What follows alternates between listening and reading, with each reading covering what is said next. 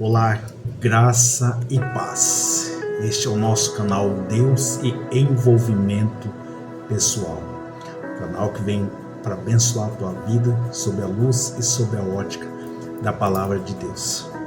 Usando um pouco aí um clickbait, fazendo uma analogia dessas trend, que a galera tem feito sobre como estão os meus colegas de ensino médio. Normalmente as pessoas usam isso, para ver como forma de brincadeira, uma forma lúdica, mas que muitas das vezes acontece de fato, Eles colocam que normalmente a pessoa que era o CDF, o estudioso, às vezes hoje é uma pessoa decepcionada com a vida, uma pessoa meio niilista, deixa a vida me levar, a vida leva eu.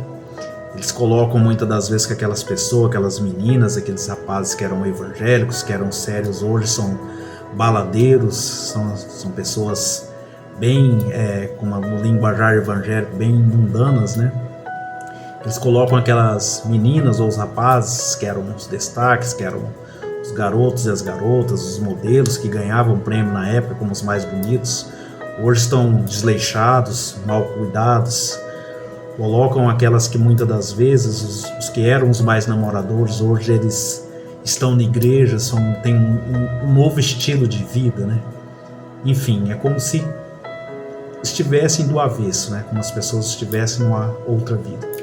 E através da palavra de Deus, trazendo como é a ótica do canal, trazer sempre a luz e a ótica da palavra de Deus, nós vemos que o que determina um estado são nossas escolhas, Tem uma frase que é citada no filme Kung Fu Panda 2, se eu não me engano, que o personagem ali, o Panda, ele está decepcionado porque ele perdeu, seus pais, e aí, enfim, ele descobre e tal. E aí aquela cabra que simboliza uma pitonista, uma sacerdotisa, ela fala que ainda que seu passado e o seu presente não é aquilo que você desejou, o seu futuro ele está intacto. O seu futuro cabe a você escrever através de suas escolhas. E nós vemos na Bíblia o tempo todo Deus é um Deus que muda cenários. Deus é um Deus que muda cenários. No livro de Ezequiel, no capítulo 18 inteiro, depois você lê em casa na tua Bíblia, ele é um livro que é um capítulo que confronta o estado atual. Ele começa falando, tornará os pais a comer uva verde e os dentes dos filhos é que ficarão esverdeados. Na forma que o profeta ele escreve, a forma poética, é como se Deus sempre estivesse fazendo perguntas e dando resposta. E a resposta é não.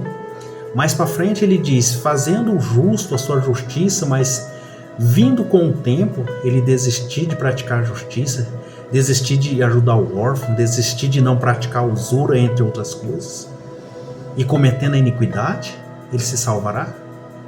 Não. E também o contraponto, ele traz o contraponto, praticando o ímpio e a iniquidade, mas vindo a ele se converter, vindo ele praticar a justiça, o juízo, auxiliar o órfão e a viúva, por acaso ele não se salvará? Então, Deus, ele é um Deus que muda o cenário através das nossas escolhas. Tempos atrás eu baixei um vídeo que dizia que o cair é do homem e o levantar também é. No sentido que, é claro, é Deus é que opera, tanto querer como efetuar.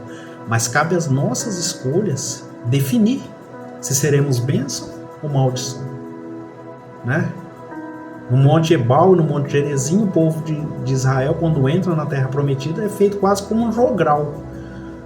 Onde o Monte Ebal cita as maldições e o Monte Gerizim as bênçãos. E isso eram escolhas.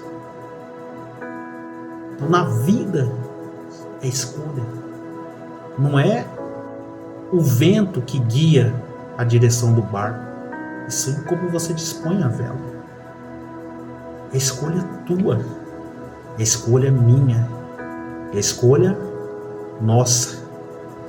No Salmo 113, se não me falha a memória, ele faz esse contraponto que fala que até a estéril ela terá muitos filhos. No Cântico de Ana, em 1 Samuel, no capítulo 2, aqueles mais familiarizados com a Bíblia, eles conhecem um pouco a história de Ana e Penina, que eram as mulheres de um homem chamado Eucana. E Penina, ela tinha filhos com Eucana. Já Ana, ela era desprezada por não ter filho. E o texto bíblico diz que Eucana, ele amava mais a Ana, muito embora ela não tivesse filho, o que para a mulher naquela época era um sinal de desprezo pela sociedade. E quando Ana, ela tem um filho, Samuel no caso, é registrado o cântico de Ana, onde ela fala, entre outras coisas, que o arco do forte foi quebrado, e aqueles que antes eram fracos agora são fortes. Aqueles que tinham abundância, hoje eles mendigam um pedaço de pão, e aqueles que não tinham nada, hoje eles têm em abundância. Aí ela fala, até estéril teve vários filhos, e aqueles que tinham muito cessou a sua madre. Mais para frente ela fala, o Senhor exalta e abate, dá vida e tira a vida. Ou seja, a vida e a morte, ela está na mão do Senhor. A bênção e a maldição está na mão do Senhor. E o Senhor opera, o Senhor ele coloca os seus olhos sobre as nossas vidas.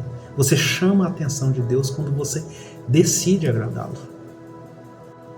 Eu tenho certeza que você que é pai, você que é mãe, se o seu filho tira uma nota ruim na escola, você não vai deixar de amá-lo mais ou menos. Deus não vai te amar mais ou menos.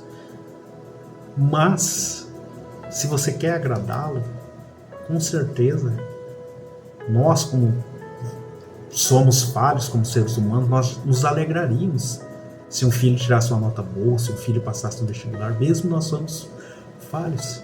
Então, o que dirá Deus? Por isso que a Bíblia fala que a alegria do Senhor, ela é a nossa força, né?